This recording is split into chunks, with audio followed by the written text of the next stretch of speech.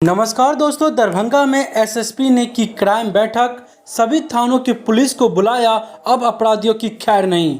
लगातार शहर में कोई न कोई अनहोनी घटना लगातार घट रही है और लगातार पुलिस पर भी कई सवाल उठाए जा रहे हैं। जिस तरह शांति के लिए दरभंगा को जाना जाता है, उस दरभंगा में लगातार क्राइम बढ़ता हुआ दिख रहा है। लेकिन दरभंगा के नए वरीय पुलिस अधीक्षक अवकाश कुमार ने क्राइम मीटिंग की और कई अहम मुद्दों पर बातें की, जिसमें उन्होंने कहा कि दरभंगा पुलिस दरभंगा की जनता के उम्मीदों पर खरा उतरेगी। साथ ही उन्होंने कहा कि उसके लिए जो भी सुधार और आवश्यक कदम उठाना होगा वह उठाया जाएगा। साथ ही पुलिस के दायित्व को और अच्छे से निभाने के निर्देश दिए।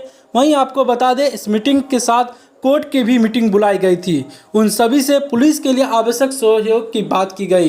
लगातार पिछले कई दिनों से दरभंगा में क्राइम का ग्राफ बढ़ता हुआ दिख रहा है, चाहे हम डीएमसीएच की घटना की बात करें या दरभंगा के सबसे बड़े अग्निकांड और अभी हाल ही में कैश लूट कर जटाशंकर की हत्या।